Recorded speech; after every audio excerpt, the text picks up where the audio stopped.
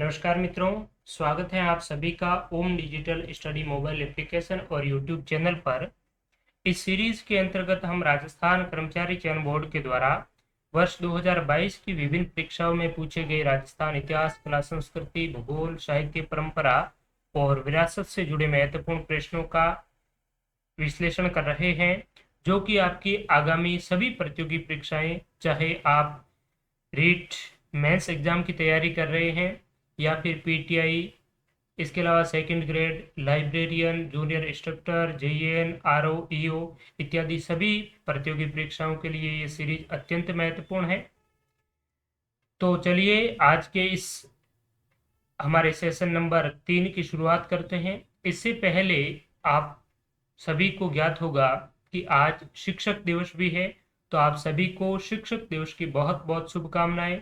साथ ही आज का दिन और अत्यंत महत्वपूर्ण है। भाद्रपद शुक्ल दशमी का ये आज का दिवस है। भाद्रपद शुक्ल दशमी को खेजड़ली बलिदान दिवस के रूप में मनाया जाता है। बाबा रामदेव जी के मेला महोत्सव के रूप में मनाया जाता है। साथ ही साथ गौ रक्षार्थ अपने प्राणों की आहुति देने वाले वीर पुरुष तेजा जी के बलिदान दिवस के रूप में भी भाद्रपद शुक्ल दशमी को मनाया जाता है। तो इस विशेष त्योहार का, विशेष दिवस का आप सभी को अनंत शुभकामनाएं। साथ ही इस विशेष अवसर पर ओम डिजिटल स्टडी जो लर्निंग एप्लीकेशन है, उस पर जो टेस्ट सीरीज और स्मार्ट कोर्सेज संचालित है, उस कोर्सेज पर भी आपको 40% तक का विशेष छूट का उपहार दिया जा रहा है, जो आज रात 12 बजे तक वैलिड रहेगा। तो इस ऑफर का भी आप हिस्सा बन सकते हैं और अपनी तैयारी को और बेहतरीन बना सकते हैं। नाम मात्र के शुल्क पर आपको बेहतरीन स्मार्ट कोर्सेज और टेस्ट सीरीज ओम डिजिटल स्टडी मोबाइल एप्लीकेशन पर विद डिटेल एक्सप्लेनेशन प्राप्त हो जाएंगे।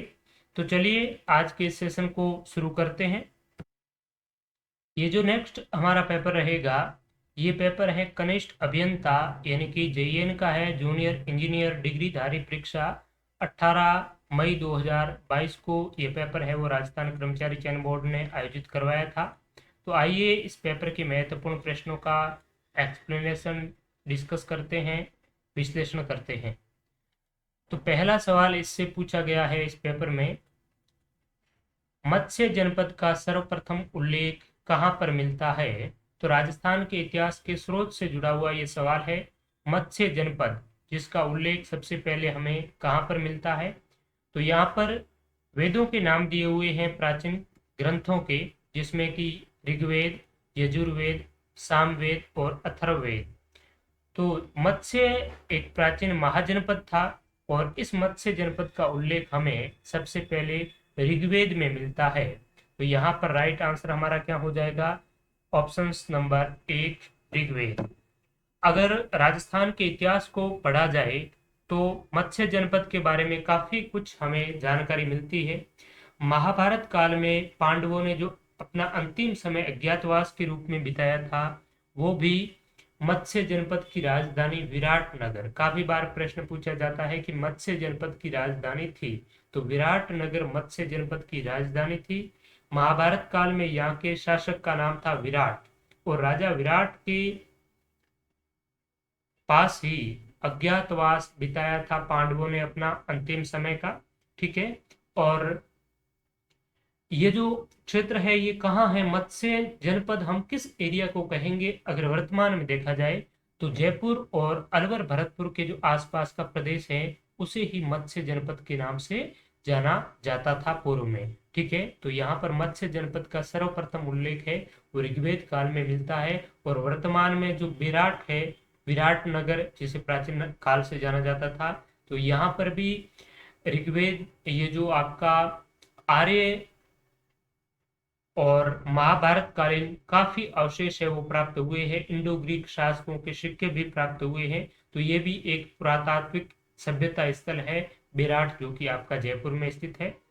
नेक्स्ट सवाल है, राजस्थान के निम्नलिखित राज्यपालों में से किन की मृत्यु पद पर रहते हुई? तो ये जेईएन का सिलेबस है, ये नवीनतम सिलेबस में राजस्थान की पॉलिटी के कुछ एक सवाल है वो ऐड किए हुए हैं, 7-8 सवाल आपको मिलेंगे।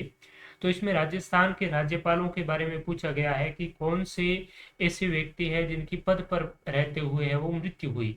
तो राजस्थान के अभी तक के राजनीतिक इतिहास में राजस्थान के 4 राज्यपाल ऐसे हैं जिनकी पद पर रहते हुए मृत्यु हुई, जिसमें दरबारा सिंह, निर्मल चंद्र जैन, शैलेंद्र कुमार सिंह और एक का नाम है प्रभा राव।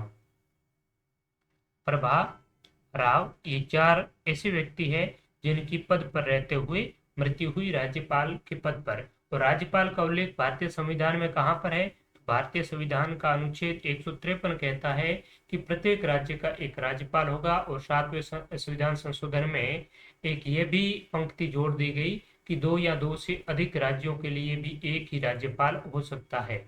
नेक्स्ट है, निम्नलिखित में से कौन सी सुमेलित नहीं है? यहाँ पर बावड़ी दी हुई है। राजस्थान के पर्यटन जो स्थल है उनसे संबंधित आपसे है सवाल यहाँ पूछा गया है। तो बावड़ी और स्थल दिए हुए हैं जो कि कौन से सुमेलित है, यानी कि 4 विकल्पों में 3 तो असुमेलित है और एक है आपका सुमेलित है, करेक्टली मैच है। तो सुमेलित कौन सा है? विकल्प नंबर 1 ही सुमेलित है। एक वाला चांद बावड़ी, ये आबानेरी में स्थित है। आबानेरी कहाँ है? तो आबानेरी मित्रों कहाँ पर है? दौसा में है। और आबानेरी में हर्षद माता का भी प्रसिद्ध मंदिर है और चांद बावड़ी भी यही स्थित है। इसका निर्माण राजा चंद्र के द्वारा करवाया गया था। त्रिमुखी बावड़ी की बात करें तो त्रिमुखी बावड़ी, जिसे जया बावड़ी भी कहते हैं, ये आपकी कहाँ पर स्थित है? उदयपुर में है। एक बार सवाल पूछा गया था कि उदयपुर में स्थित त्रिमुखी बावड़ी का निर्माण किसने करवाया? तो उदयपुर के शासक हुए थे राज सिंह, जिन्होंने राज प्रशस्ति और राजसमंद झील का निर्माण करवाया था। उन्हीं राज सिंह की रानी, जिसका नाम है राम रसदेव, राम रसदेव ने उदयपुर में त्रिमुखी बावड़ी का निर्माण है वो करवाया था। अब नौलखा बावड़ी कहाँ है? तो नौलखा बावड़ी जयपुर में ना होकर कहाँ पर है? डूंगरपुर में है। नौलखा झील तो आपकी बूंदी में है, नौलखा बावड़ी डूंगरपुर में है, और नौलखा बुर्ज चित्तौड़गढ़ में है, नौलखा दरवाजा रणथंभौर में है। जालीबाव बावड़ी और मामदेव का कुंड है, ये आपका कुंभलगढ़ दुर्ग में है। ये भी आपको अच्छी तरीके से ध्यान में रखना है, काफी बार पूछा जाता है जालीबाव बावड़ी और मामदेव कुंड, तो ये आपको अच्छे से ध्यान में रखना है। और भी यहाँ पर जो विकल्प में दे रखे हैं वो। नेक्स्ट है, खनिज और खान में कौन सा सुमेलित नहीं है? Mineral and mines. तो देखिए, सीसा और जस्ता कहाँ से प्राप्त होता है? तो राजपुरा दरिबा भीलवाड़ा में है। रामपुरा आगुचा, यहाँ पर भी सीसा जस्ता प्राप्त होता है। इसके अलावा हमने पिछले पेपर में डिस्कस किया कि राणा लाखा के काल में जावर में चांदी की खान प्राप्त हुई थी, तो वो भी एक सीसा और जस्ता का प्रमुख खनन क्षेत्र है, जावर उदयपुर। मैंगनीज की बात करें तो मैंगनीज सबसे ज्यादा बांसवाड़ा में इसका उत्पादन होता है। बांसवाड़ा के तलवाड़ा, लीलवानी और कालाखुंटा ये प्रमुख मैंगनीज के उत्पादक क्षेत्र है। तलवाड़ा, तिलवाड़ा तो कहाँ है? बाड़मेर में है। मलिनाथ जी का पशु मेला भरता है। तलवाड़ा में त्रिपुरा सुंदरी का प्रसिद्ध मंदिर है और ये मैंगनीज का प्रमुख उत्पादक है। तो कालाखुंटा, तलवाड़ा और एक क्षेत्र है लीलवानी, ये किसके लिए प्रसिद्ध है? मैंगनीज के लिए। लो एश की बात करें तो झुंझुनू का डाबला सिंगाना, इसके अलावा नीमला रायसेला दौसा का, इसके अलावा थुरुंडेर, नाथरा की पोल, ये प्रमुख लो एश के खनन क्षेत्र है, भंडार है, खान है यहाँ पर। अब यहाँ पर कौन सा सुमेलित नहीं है? तो डी वाला सुमेलित नहीं हो जाएगा, क्योंकि मैंने आपको बताया कि लीलवानी, कालाकुंटा और तलवाड़ा मैंगनीज का है, ना कि तांबा का। तांबा की बात करें तो झुंझुनू का खेतड़ी सिंगाना है, ये प्रमुख तांबा का सबसे ज्यादा उत्पादन है वो आपका कहाँ पर है? खेतड़ी सिंगाना झुंझुनू। ठीक है, तो यहाँ पर डी राइट आंसर हो जाएगा। नेक्स्ट प्रश्न पूछा गया है राजस्थान की जो अपवाह तंत्र है उससे संबंधित। तो वाकल, मेशवा, हथमती, सहायक नदियां हैं। ये सवाल भी काफी बार रिपीट हो चुका है। तो वाकल, इसके अलावा एक नाम और है वत्रक। वाकल, वत्रक, मेशवा और हथमती ये आपकी साबरमती की सहायक नदी है। साबरमती की सहायक नदी है, वाकल, वत्रक, मेश्वा और हथमती। इसके अलावा और बात करें माही की सहायक नदियों की, तो माही की सहायक नदियों में आपको ध्यान में रखना है, सोम है एक, तो सोम, जाखम, अनास, चाप, हरन, मोरेन, ये प्रमुख आपकी माही की सहायक नदियां हैं। माही कर्क रेखा को 2 बार पार करने वाली राजस्थान की एकमात्र नदी है, जो कि मध्य प्रदेश के मेहद झील से उत्पन्न होती है। ठीक है। और बनास की बात करें तो बनास को वन की आशा और वर्ण आशा के नाम से जाना जाता है।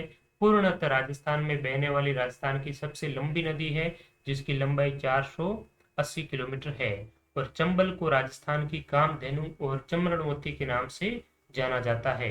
ठीक है। नेक्स्ट, संरक्षित क्षेत्र और जिला जिसमें कि कौन सा है वो सम्मिलित नहीं है।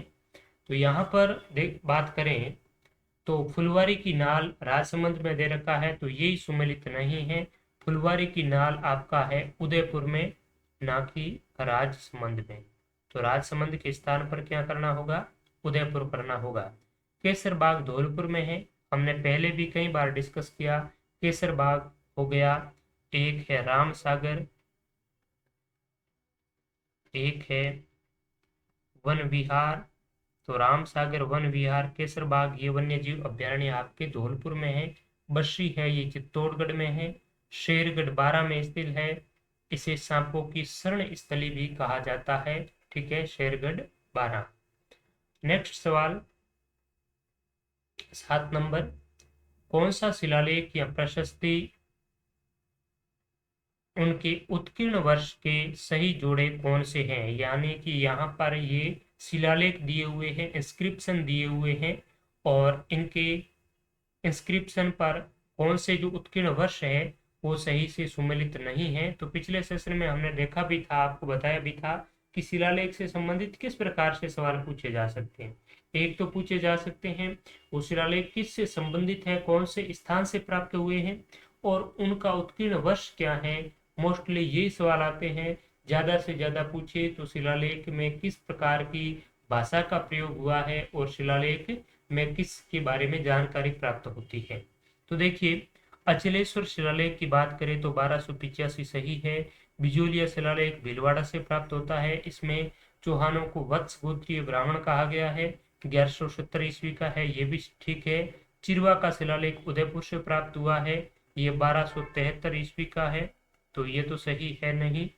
और कुंभलगढ़ प्रशस्ति है राजसमंद की 1460 ईस्वी की। तो यहाँ पर 1, 3, 2 और 4, 1, 2 और 4 सही सुमेलित है, बाकी 3 वाला नहीं है।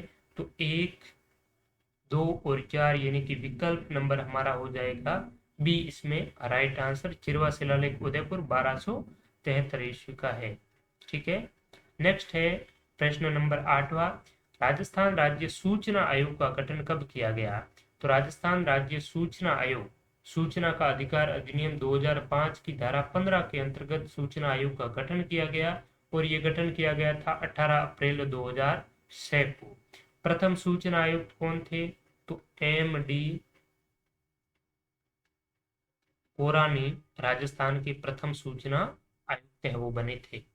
नेक्स्ट है सूचना आयोग का जो ये पद है, सूचना आयोग एक ऑर्गेनाइजेशन है, संगठन है। ठीक है। तो ये किस प्रकार का आयोग है, किस प्रकार की बॉडी है, किस प्रकार का निकाय है, आपसे पूछा जाए संविधानिक है या फिर सांविधिक है, तो ये सांविधिक है, स्टेचुरी बॉडी है और स्वायत्त शासी निकाय है। संविधान में इसका उल्लेख नहीं है। नेक्स्ट है विंध्यन कगार किस प्रकार की चट्टानों से निर्मित है। तो विंध्यन जो कगार भूमि है राजस्थान के दक्षिण पूर्वी भाग में, ये आपका बालू का पत्थर से निर्मित है। विकल्प नंबर सी इसमें राइट आंसर हो जाएगा, बालू का पत्थर।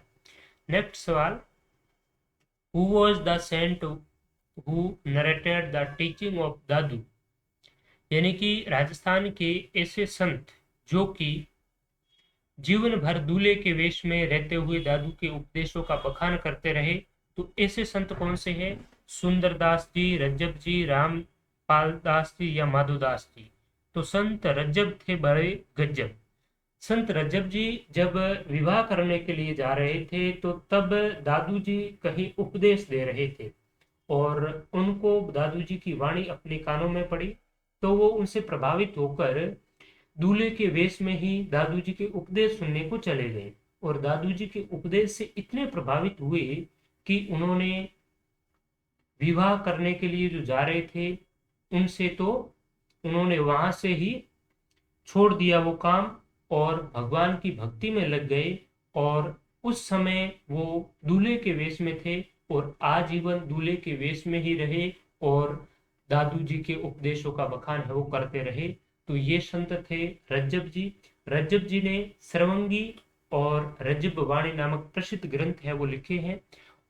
इसके अलावा दादू जी की बात करें तो दादू जी का जन्म अहमदाबाद में 1544 में हुआ था। इन्होंने दादू पंथ की स्थापना की। दादू जी के टोटल 52 शिष्य थे।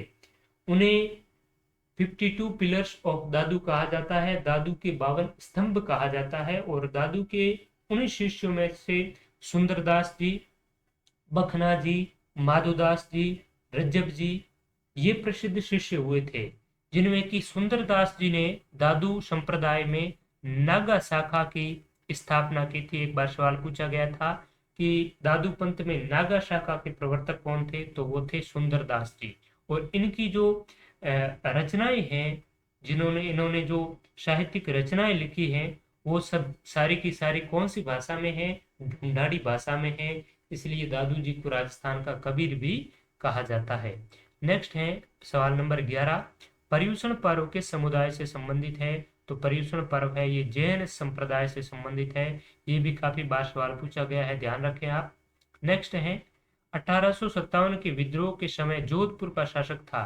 तो 1857 का जब राजस्थान में विद्रोह हो रहा था तो उस समय जोधपुर के शासक महाराजा तख्त सिंह थे। और महाराजा तख्त सिंह ने अंग्रेजों की सहायता बढ़ चढ़कर की।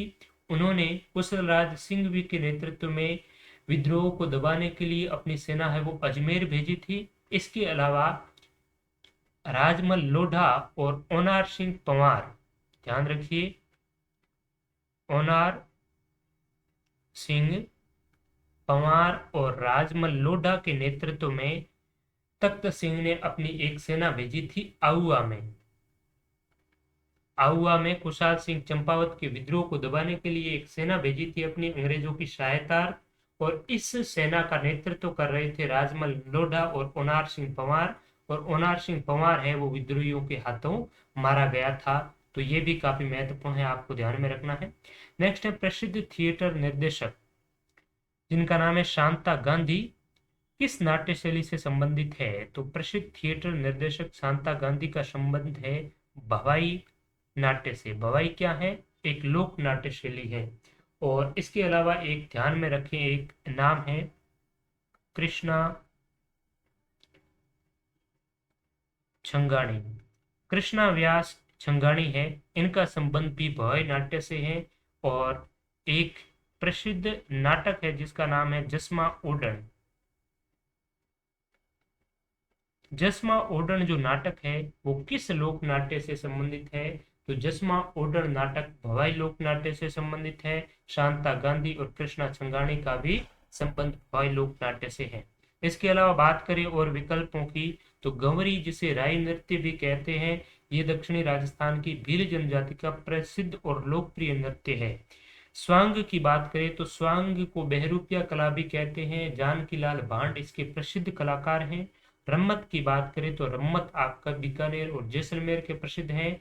तेज कवि जिसने महात्मा गांधी को स्वतंत्र बावनी लिख करके भेंट की थी, तेज कवि जैसलमेरी रम्मत के प्रसिद्ध कलाकार है। इसके अलावा फागू महाराज, सुआ महाराज, ये भी रम्मत के प्रसिद्ध कलाकार हैं। तो रम्मत होली के अवसर पर बीकानेर में आयोजित होती है, ये भी आपको ध्यान में रखना है, बेहद ही महत्वपूर्ण है। अगला प्रश्न, बिजोलिया शिलालेख में किस वंश के शासकों की उपलब्धियों का उल्लेख है? तो बिजोलिया इंस्क्रिप्शन जो कि हमने अभी रिसेंटली देखा था, तो बिजोलिया शिलालेख भीलवाड़ा से प्राप्त होता है और इसमें चौहानों के बारे में जानकारी है। चौहानों के बारे में इसमें कहा गया है कि चौहानों की जो उत्पत्ति है वो वत्स गोत्रीय ब्राह्मणों से हुई है। तो ये शिलालेख कहता है बिजोलिया का शिलालेख। इसके अलावा बिजोलिया के शिलालेख में राजस्थान के जो प्राचीन प्रदेशों के नाम है, जैसे कि जालोर का नाम जाबालीपुर, नागौर के आसपास का एरिया एछत्रपुर, तो ये जो प्राचीन नाम है ये भी हमें बिजोलिया के शिलालेख से ही प्राप्त होता है, उसकी जानकारी भी यहीं से मिलती है। नेक्स्ट है राजस्थान का प्रथम रोपवे किस जिले में प्रारंभ किया गया।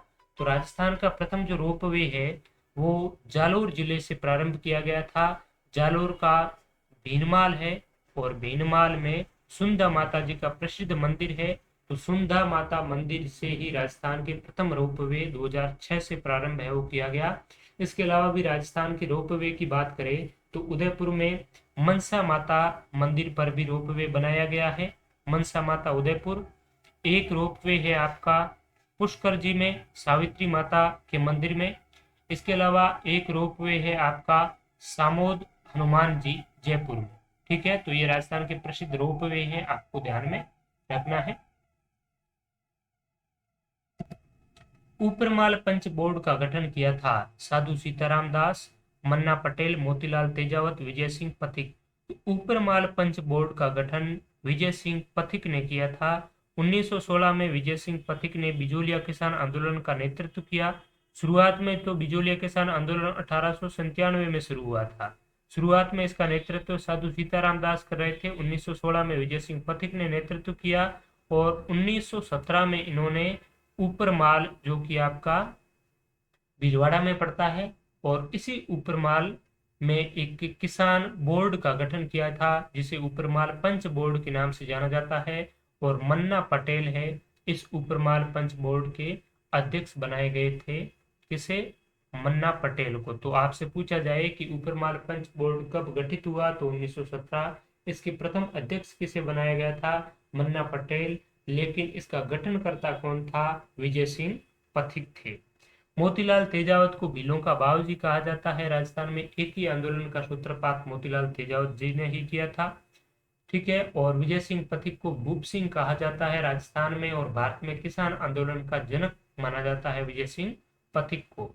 नेक्स्ट है भारतीय रेल अनुसंधान एवं प्रशिक्षण केंद्र अवस्थित है। तो भारतीय रेल अनुसंधान और प्रशिक्षण केंद्र बाड़मेर के पचपदरा में अवस्थित है।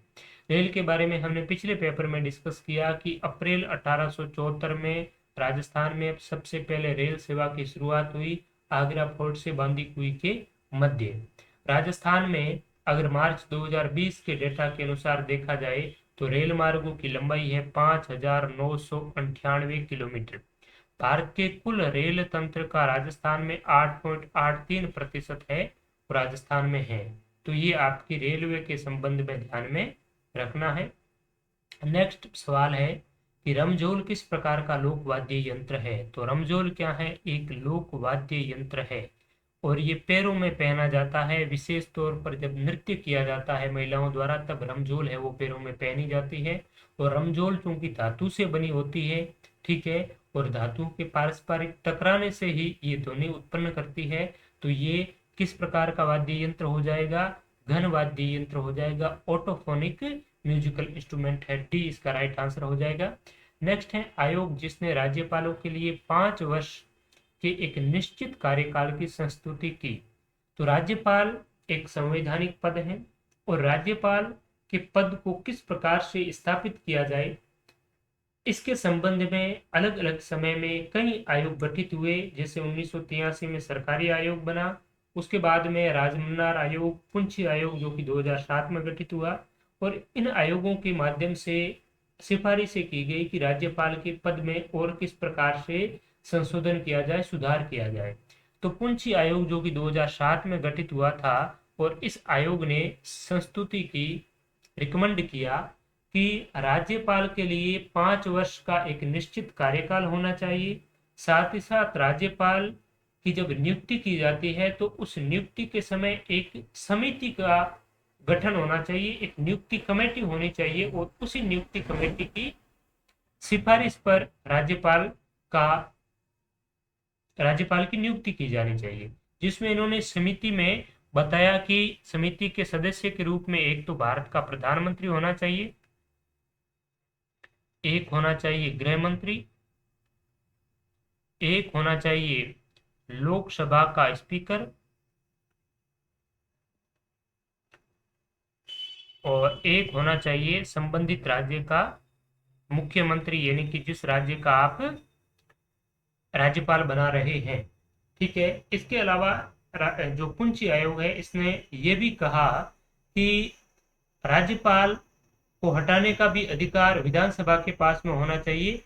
विधानसभा महाभियोग इम्पीचमेंट के माध्यम से अगर राज्यपाल अपने कर्तव्यों का सही से निर्वहन नहीं करते हैं तो महाभियोग का अधिकार होना चाहिए विधानसभा के पास में, और महाभियोग के माध्यम से राज्यपाल को अपने पद से समय से पूर्व भी हटा सकते हैं। इस प्रकार का अधिकार विधानसभा को प्रदान किया जाना चाहिए। तो ये रिकमेंड किया था पुंछी आयोग ने 2007 में। नेक्स्ट है राजस्थान के उत्तर से दक्षिण तथा पूर्व से पश्चिम विस्तार में अंतर कितना है। तो राजस्थान का उत्तर से दक्षिण और पूर्व से पश्चिम जो विस्तार है उसमें अंतर है 43 किलोमीटर। अगर राजस्थान के उत्तर से दक्षिण की अगर लंबाई देखी जाए तो ये 826 किलोमीटर है और पूर्व से पश्चिम की चौड़ाई है वो 869 किलोमीटर है। तो ये 43 किलोमीटर का अंतर है वो हो जाता है। राजस्थान के अगर इस प्रकार से देखे जाए तो राजस्थान का ये जो गोल घेरा है ये टोटल कितना है, जिसमें कि 4850 किलोमीटर अंतर राज्य सीमा और 1070 किलोमीटर अंतरराष्ट्रीय सीमा है। 5920 किलोमीटर राजस्थान का टोटल जो भूभाग है ये है। ठीक है। और 3,42,239 वर्ग किलोमीटर है राजस्थान का टोटल एरिया है, जो भारत के कुल क्षेत्रफल का 10.4% हिस्सा है वो राजस्थान में आता है। नेक्स्ट है राजस्थान का सर्वोच्च पठार कौन सा है। Highest plateau of Rajasthan.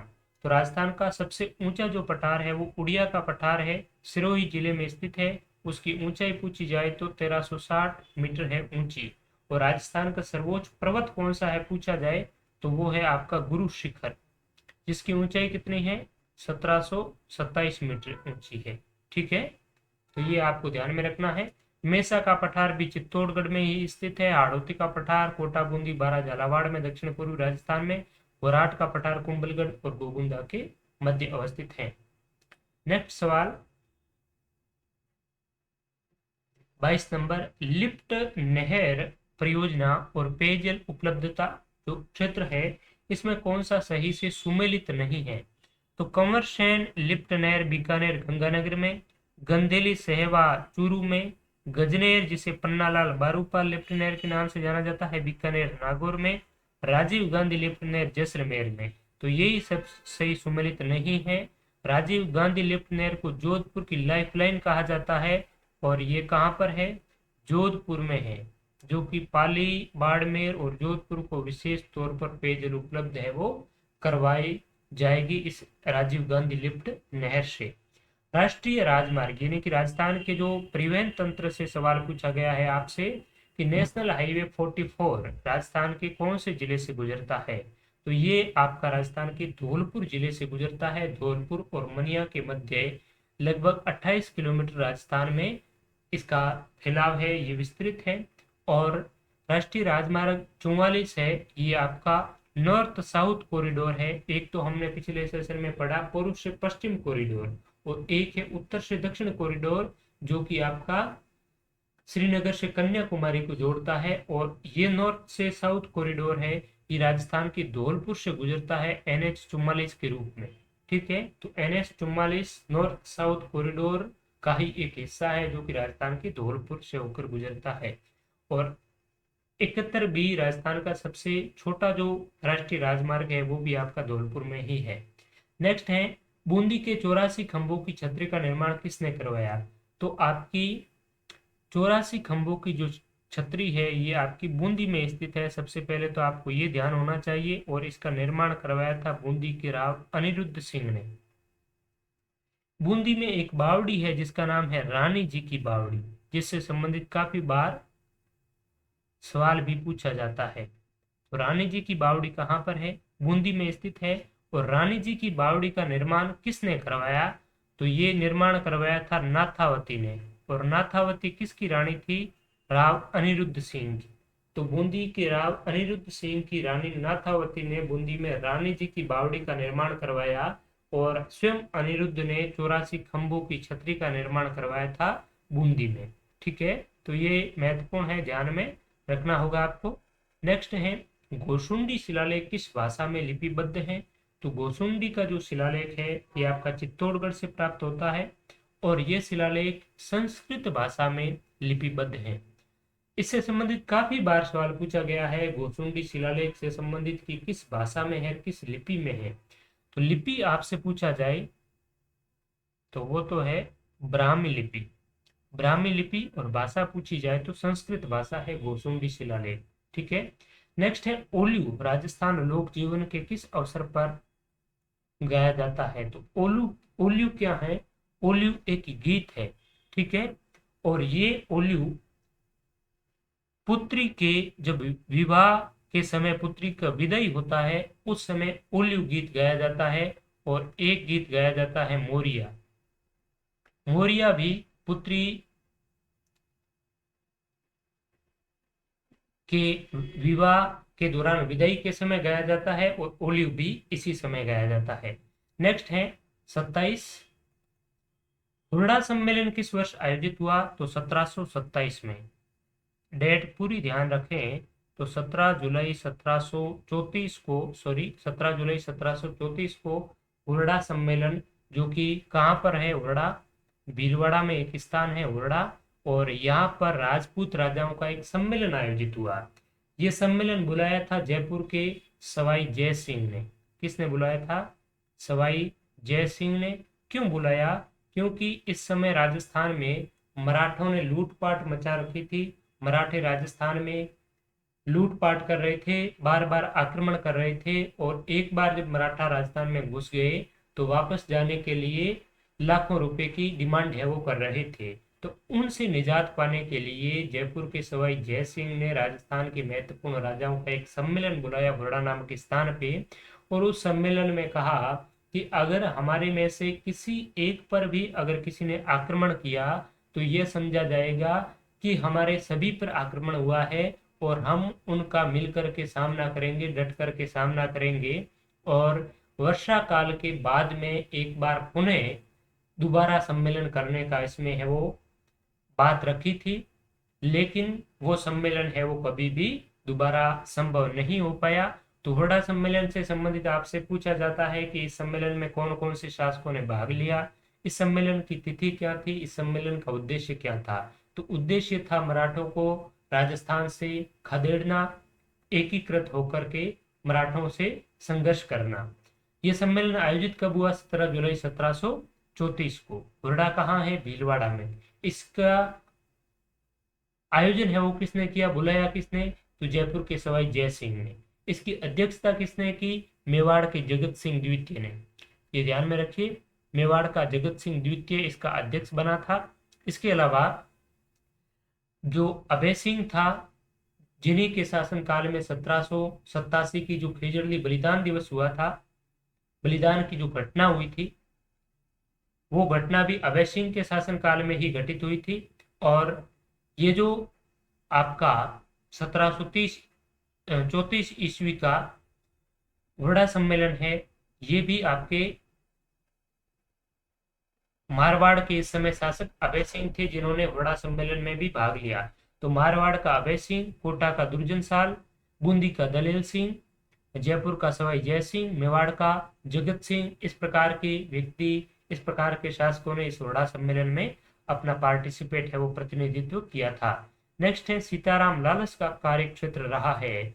तो सीताराम लालस को एनसाइक्लोपीडिया ब्रिटानिका ने राजस्थानी जुबान की मसाल कहा है। क्या कहा है? राजस्थानी जुबान की मसाल किसने कहा है? एनसाइक्लोपीडिया ऑफ ब्रिटानिका ने।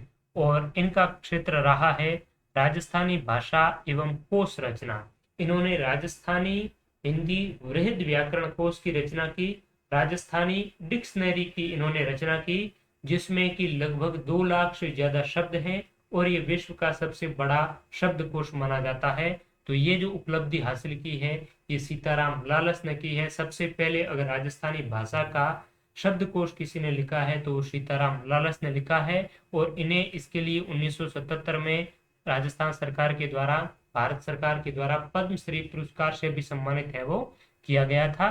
ठीक है, तो सीताराम लालस का कार्यक्षेत्र राजस्थानी भाषा एवं कोश रचना रहा है।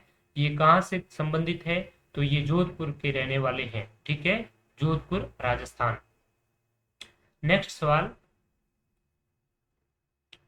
चार चौमा का शिव मंदिर किस जिले में स्थित है? तो चार चौमा का मंदिर किन से संबंधित है आपसे पूछा जाए तो ये शिव जी का मंदिर है। कहाँ पर है, तो ये कोटा में स्थित है। काफी बार ये सवाल पूछा जाता है, चार चौमा का शिव मंदिर कहाँ पर है, तो कोटा में। नेक्स्ट है, राजस्थान में भेड़ की किस नस्ल को भारतीय मेरिनो कहा जाता है? तो भारतीय मेरिनो कहा जाता है चोकला भेड़ को। ठीक है, चोकला भारतीय मेरिनो। और इसके अलावा ये चारों ही आपको ध्यान में रखना है, भेड़ की नस्लें कौन कौन सी है। तो चोकला हो गई, मगरा हो गई, सोनानी जिसे चनोथर भी कहते हैं मगरा को। ठीक है, पूगल, मालपुरी, मारवाड़ी, ये प्रमुख भेड़ की आपकी नस्लें हैं। नेक्स्ट है, शोभा लाल गुप्त द्वारा किस स्थान पर हरिजन एवं भीलों के विकास हेतु एक आश्रम की स्थापना की गई?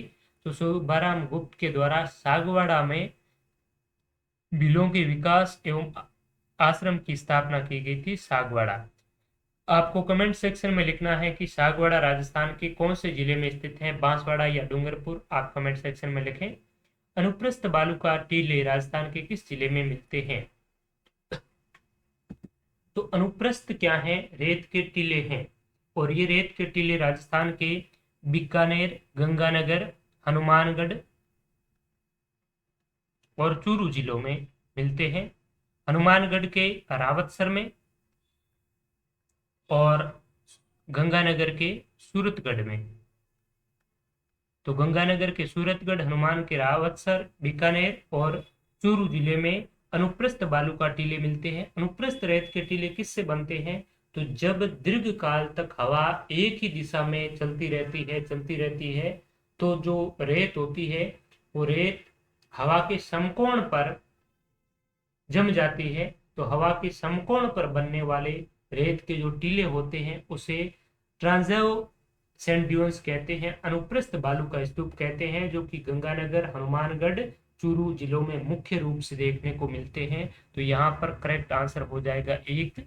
इसके अलावा अगर राजस्थान के पश्चिमी रेत के टीलों की बात करें तो पेराबोलिक जो बालू का स्तूप है, पेराबोलिक रेत के टीले हैं, ये सबसे ज्यादा संख्या में पश्चिमी राजस्थान में पाए जाते हैं। तो सबसे ज्यादा बालू का स्तूप कौन से है पश्चिमी राजस्थान में? पेराबोलिक बालू का स्तूप।